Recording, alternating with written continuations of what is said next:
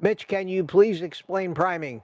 Okay, priming is another way to say what I say, and that is for the first 30 days of your diet, eat until you can't eat anymore.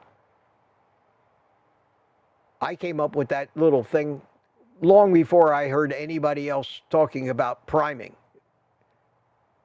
I came up with that when I started Carnivore 2.5 years ago. I said, you know what? I got these awful cravings. The only way to get rid of them is to just not let myself be hungry. And I started stuffing my face, not worried about gaining weight. And it worked. Priming is essentially the same thing. Maybe little different techniques, different ways to recognize it. Maybe with priming, they don't talk about addiction. The people who talk about priming just talk about eating a lot of food. There's more to it than that. You have to learn to recognize when an addiction is starting to nag at you. You have to always have food with you, no matter where you are. You have to be able to eat.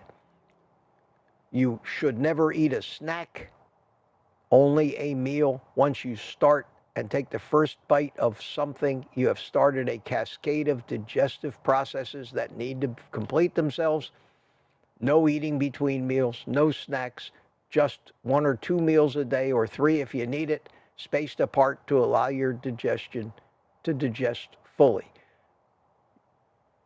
If people tell you that that's priming, then that's fine, because that's essentially what priming means. Hope that answers that question. It is a great tactic, John. It's the only way I was ever able to knock out this ridiculous carb addiction that has plagued me my entire life. And it took a month or 2 to happen. And it's been getting progressively better, and that addiction's fading more and more into some distant memory. But it's still an addiction. It's still an addiction, and I'm wary of that. And one falling off the wagon could, I'm convinced, and I don't want to test this theory, but I'm convinced it could take me right back to square one, because there's the evidence of that is so true out there in every addiction.